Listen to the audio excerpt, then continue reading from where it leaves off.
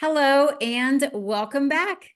This week, I am really excited to have two guests on the show with me, and we're going to talk about something that I've talked about on the show before because it has to do with my life a little bit as well. It's also something that I think is really important and relevant and meaningful in this whole context of neurodiversity and social skills, and that is the topic of dating. So I have Kim and Jen on here with me today because this is what they do. They support autistic people when it comes to relationships and dating. They developed a platform for autistic people to find love and relationships in a safe and welcoming environment. So I'm really glad to have you guys here today. Whoever wants to go first, just tell us all about you guys and what it is that you're up to. Thank you so much for having us.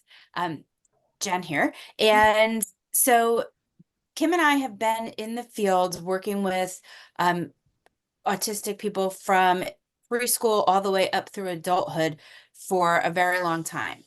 And I'm a social worker, a licensed social worker, and a board certified behavior analyst. And I'm a Kim school psychologist. is a school psychologist. And so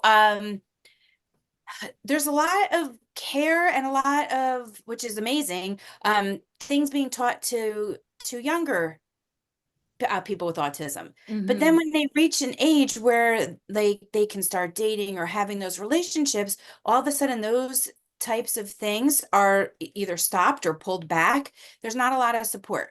Yeah. So Kim and I are friends, and when we were talking, we were thinking, we really wanted to do something to help support adults find love or friendships, and learn the skills that they need, as they age. That was another thing too.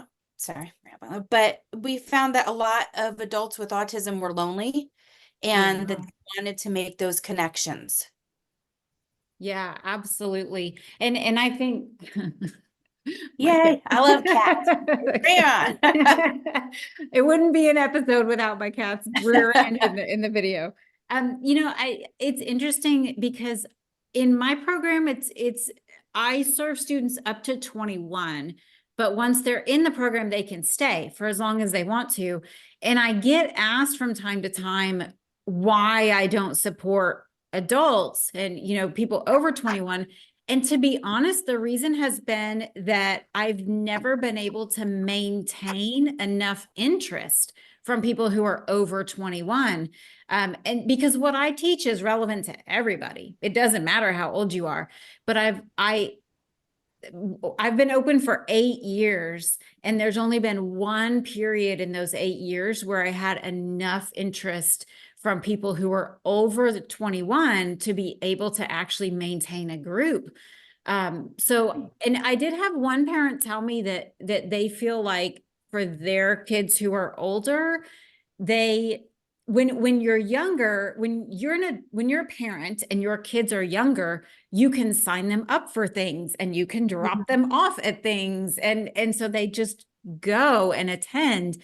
But as we all develop more autonomy and get older, a lot of times we become less willing to kind of put ourselves out there and to try new things. And, even to kind of sometimes to admit that this is an area that we could really use some support in. So I do think that's part of the challenge as all of us get older is just being willing to think about the things that we could really use some support with, and then following through on getting the support that we're looking for. Yeah, I think that you touch on some really great points. Even as an adult, we don't have autism, ADHD are here, but even as quote neurotypical adults, I find that my follow through and my want to do certain things really kind of fades off, especially now Mhm. as an older adult where, I'm just like, ah. So I think that, um, I think that's very true. I do think too, in the aspects of love and relationship, that seems to be though like a constant want. Yes. And so there is always that, um, even if somebody maybe finds it for a little bit, sometimes things don't work out. So it is more of a revolving situation where there is that constant want and need, um, for the relationship building. Yeah, absolutely. I think it's definitely I was thinking about this earlier today, actually, that I think there are so many services in the world in general that are so highly needed and that you constantly hear people talking about, asking about, hey, does anybody know anybody who could help with this? But when it comes to people actually using those services, I think there's a huge gap. And I think mine fall in that category too. That's why I was thinking about it today. But I do think dating relationships in general, and especially for those of us who are neurodivergent, it definitely falls in that category of something that everybody's thinking about it, everybody's talking about it, everybody's, um, looking for resources on the internet, whatever. But when it comes to actually following through and getting some help and support, I think you see just a big gap in across the line there. Yeah, I can understand that. And I think, I'm sorry, Kim, because I'm just like No, you're go. Totally. I'm with you guys. Yeah, no. I feel like for us, when we were talking about creating our platform, that's why we made it's threefold. So one is and we're still in the process of getting our platform for the dating piece up and running. We're in like the little beta stage here where we're getting things going. So there's the dating piece. But then the second part is the coaching for people that do want to take it a step further. And because if you hop online and you look, you can easily do that without putting in, a ton of effort. You have to Mm-hmm. create your profile, but you're looking. But then if somebody wants to take that a step further and then, have the coaching piece and, more of that invested person that wants to put their time into that. And then the third thing that we do have also are in person and online. We call them mixers because we're in the mix. And that is, a way for everyone to kind of meet and mingle. And so then you have that third layer. So then if you really feel comfortable getting out there and, whether it's online or whether it's in person, meeting other people, because some people aren't really ready to do that. Maybe they do want to have those online back and forth, but then you can take it even a step further. So I think what we did try to create was to have something like that, in mind, where it caters to all different levels of interest and effort. Like, Yeah. Yeah, effort, big a piece of it. absolutely.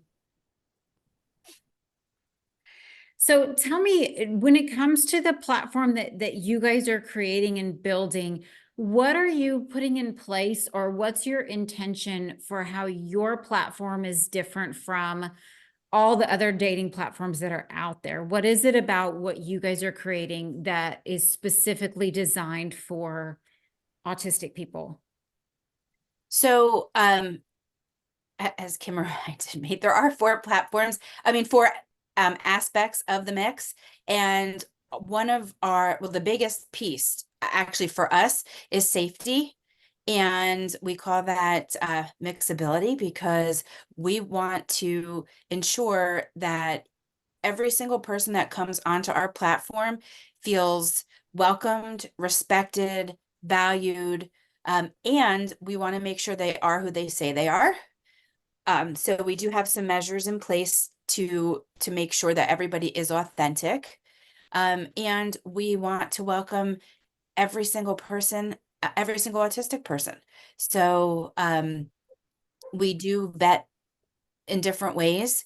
We do have, procedures in place, and we do a lot of back end stuff. We're learning all of those pieces as we go, but we will be on the site frequently, checking, vetting people. We've been talking actually to a lot of parents of either autistic adults who are like right at the 18 cusp, and then some who are a little bit older than that, and asking them, like, what are their thoughts and what would they like to see from a dating platform if, having their child on one. And so we've gotten a lot of good feedback, and we've really listened to those parents and implemented some of those strategies. Yeah, that's amazing. I think I'm just thinking about my own experiences on dating platforms. Same. I've been off and on for a few years now. I do think about how one of the things that can be really hard to navigate is, like you said, the safety aspect of it, even just in terms of being able to identify what people's intentions are, where they're coming from, what is it that they're here for. I think that can be hard to figure out, especially if you don't know how to look for those kinds of signs or clues. Even like you said, people, there's one of my missions whenever I'm active on a dating app is seeking out the bots. Oh, yes. It's like my personal Oh. mission. We don't have any bots on we have No. no bots. Yeah. And that was another thing, because I feel like, I'm sorry, I totally just cut you off in that, It's okay. I was like, no, that was one of when Kim and I were talking about, again, the safety piece, and some of the adult autistic population are very trusting, and sometimes that social piece where you're not quite sure how somebody, like you just said, is coming at you, what are their intentions. Mhm. That's hard enough with live people. Mhm. So we opted not, there's no bots on ours for that piece alone. But piggybacking off of what you said, that is some of the vulnerability with the population that we're serving, is very real. Mhm. Absolutely.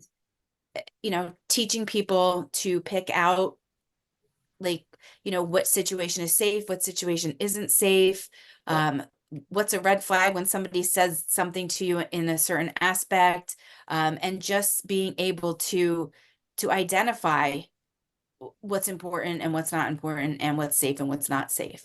Yeah, absolutely. It's interesting because I find that um there's a lot of situations that I think there's some gender differences, but there's a lot of situations that people don't always even recognize as being potentially unsafe. So for example, for me, I'm never going to get in someone else's vehicle, on a first or a second date. But Mhm. I think it's common for, if you're talking about mixed gender dating, for a male to offer to, pick up a female, for a man to offer to pick up a woman for the first date, Yep. without realizing that from a woman's perspective, that's not safe. And I don't drink, but the number of times I've been invited to go get a drink for a first date.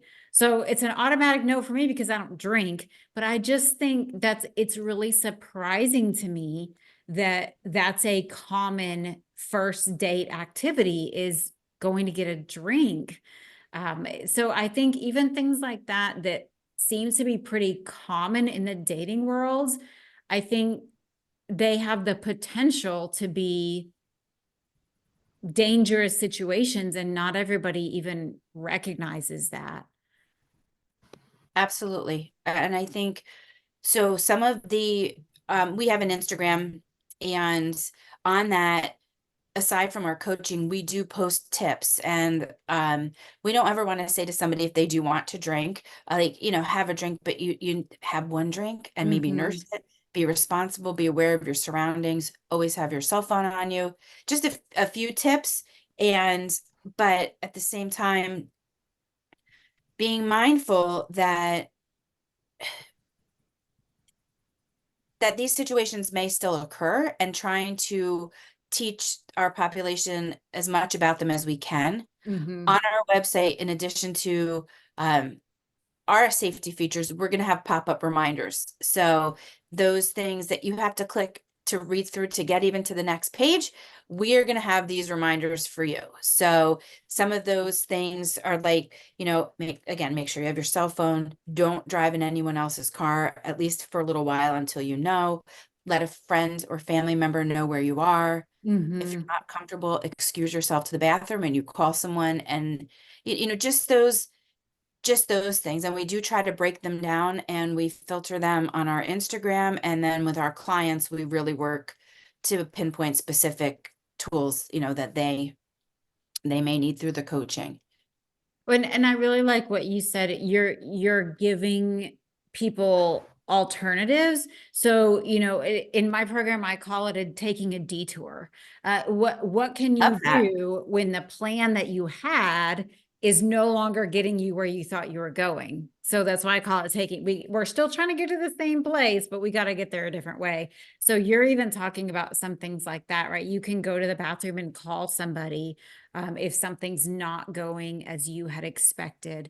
So yeah, I think I think especially for those of us that are black and white thinkers, one of the things that I notice is that we go into situations and scenarios with one plan in mind. And when things don't happen that way, I think one of the big misperceptions, misconception, whatever, is a lot of people think that neurodivergent people don't pick up on social clues and cues. And I think we actually do more than we get credit for. I think the challenge is that we don't always know what to do with the information that we're getting. So Mm, you may be on a date and you may be picking up that there's something not quite right here. Maybe you don't feel safe. Maybe you're just not really interested in this person. But I think then it's a matter of, okay, now what do I do? Because the plan I came into the situation with is no longer appropriate. And so that's what I think we get stuck with okay, now what? Because this isn't how I thought this was going to go. So can you share more about that? How do you help people with the now what? so that is huge. That is, and I feel like that happens definitely more with autistic people, or people that have that, even if you're perseverating, or that image in your mind of, this is how it's going to go. This is what I'm going to say. This is what they're going to say. This is what I'm going to do. And Mm-hmm. you have that, sometimes that whole scenario played out. And then Mm-hmm. you, like you said, you get there and you're like, oh, this is not working out. And then you're stuck. And it's almost like that deer in headlight kind of thing of, how do I pivot and how do I get out of this? So some of the things that we do talk about through coaching, or even just, like I said, on our platforms, is that, like, what to do, prepare ahead of time, what to do when it doesn't work out the way that you want it to work out. And that could be coming up with different scenarios. So, the other piece is knowing that you can't plan for absolutely everything. And Right. so even planning for the not planning is, is important as well.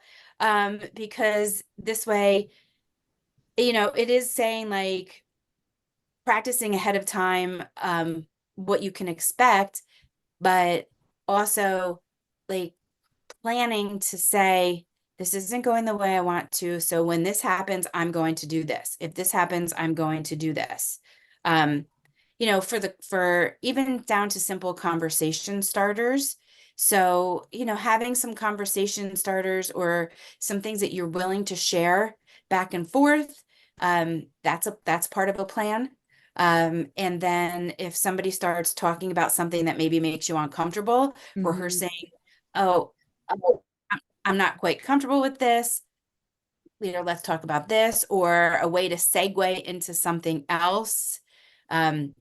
And just really knowing that it's okay to feel however you feel, and embracing if you're sitting there in silence for a few minutes, that's okay too. You know, Yeah.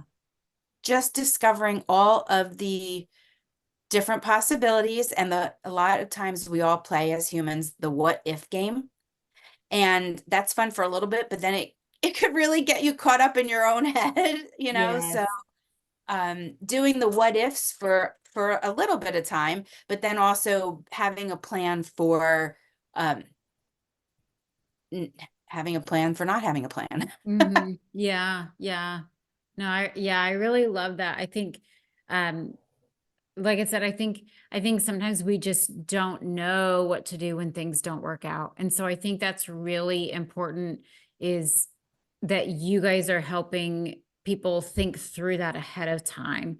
You know, what are my strategies if I'm just not really interested in this person? Or like you said, if they're talking about something that I'm not really comfortable talking about.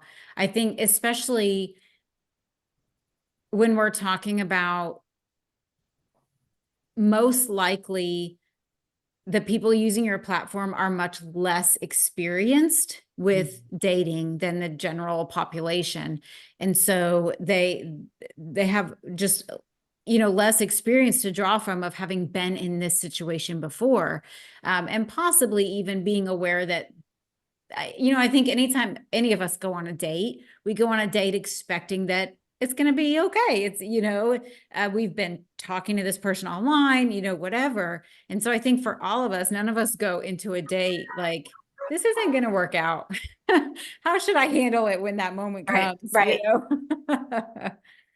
Yeah, 100%. And it's hoping, for the best, but being prepared. Another huge thing that we're big fans of is that practicing ahead of time and that role play. And you can do Mhm. that you can do that like this on a Zoom with yourself. You can do that with a friend.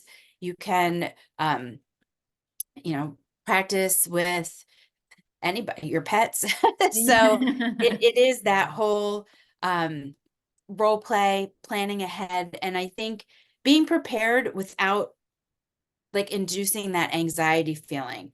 So having that plan, but yet not planning so much that you're like anxious about it, Yeah, yeah.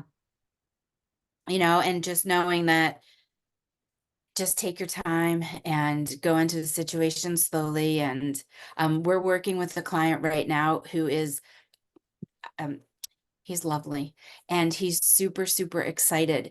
And he just wants to find love and a relationship and move forward in his life so badly that right now with him, even we're practicing like, okay, let's slow down a little bit. And you text one time, like even things like Mhm. texting etiquette, you can role Mhm. play that with friends or family members, and or set boundaries. Like I'm gonna text one time, I'm not gonna text 5 times in a row. Yeah. Um, you know, and I think also for some of the people that we've been working with, and this it hurts my heart, but a common theme is wanting that relationship so badly, not realizing that they have things to offer as well.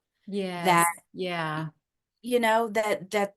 they have worth, and they have things that they're going to bring to the relationship and bring to the table.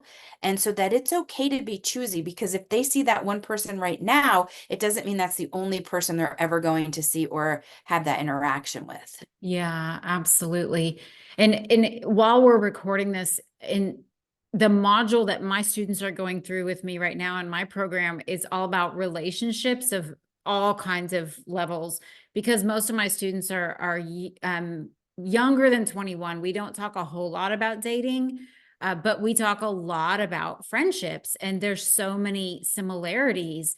And the big thing about friendships is that a friend is someone who makes you feel good. If I you love don't that. feel good when Yeah. you're around this person, that is not a healthy situation to be in. And it's so similar to dating.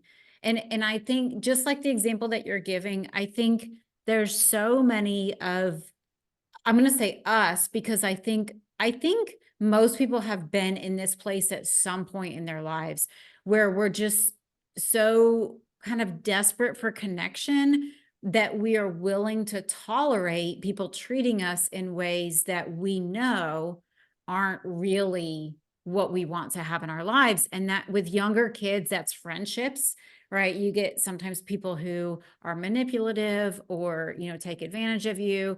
And as we get older, we can see that in our dating lives as well, that sometimes we just get so kind of desperate for another person that we're willing to tolerate things.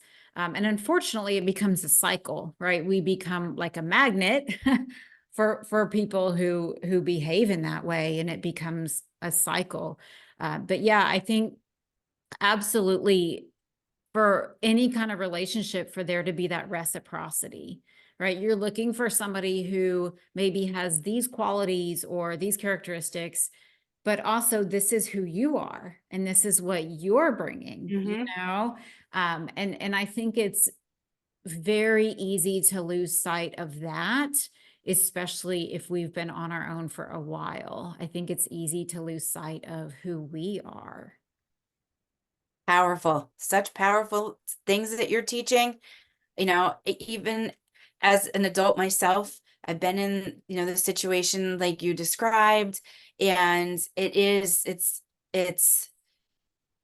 tough. It's really tough. And I think that what you're doing with starting at younger ages right now, is incredible.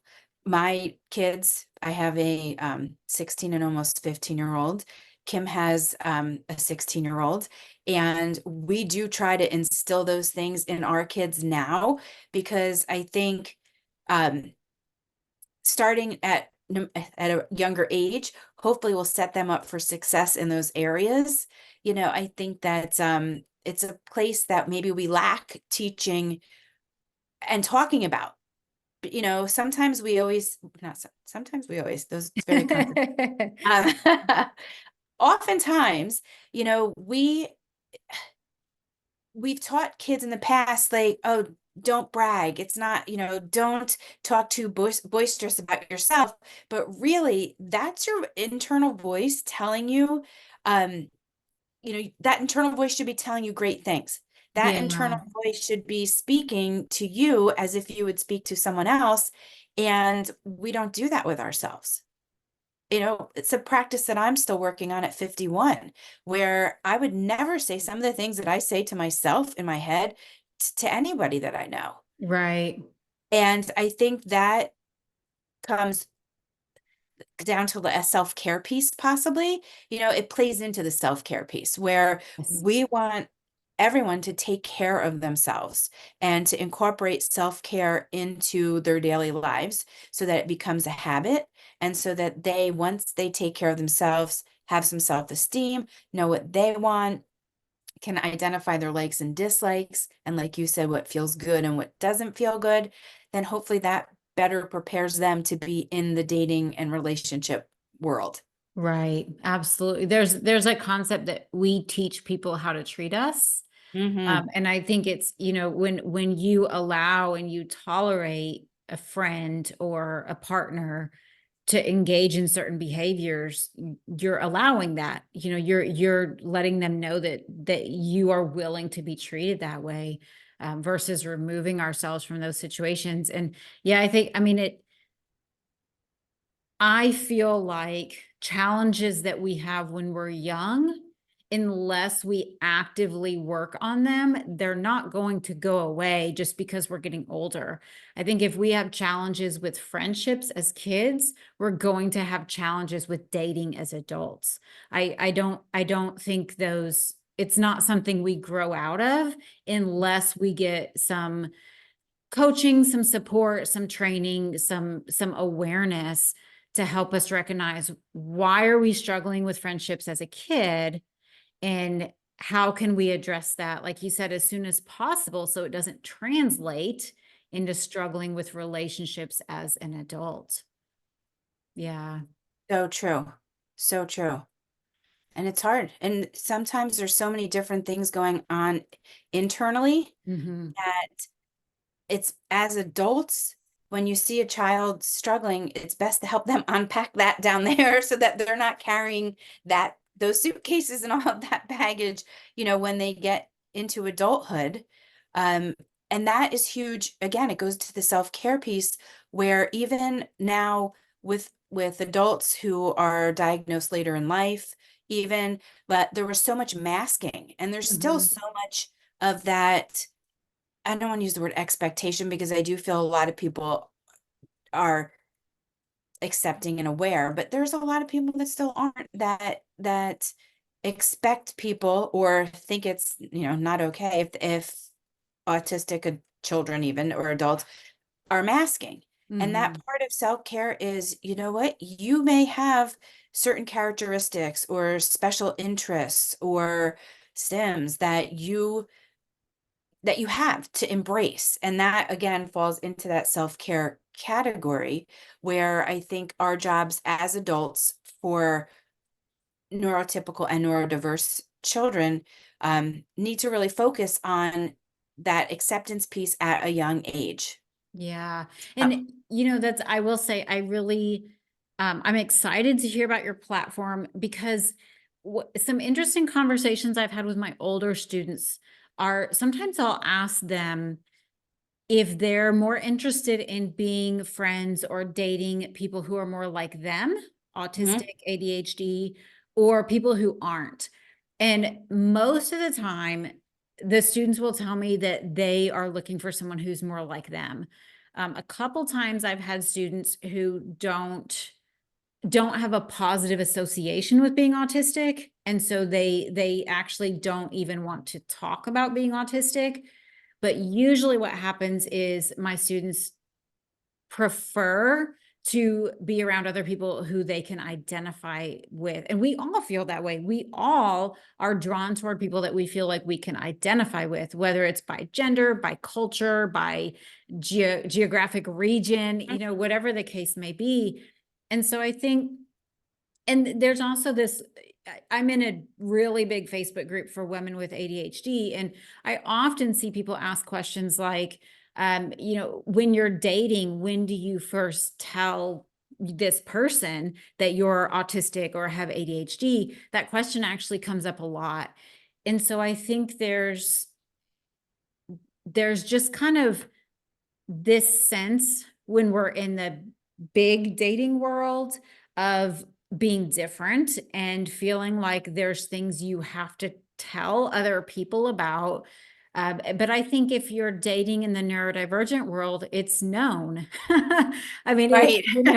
we're it's kind of like at Starfish Social Club. We openly talk about diagnoses and that kind of things, because we're all here together. Mhm. Even me, I have ADHD. We're all going through this together.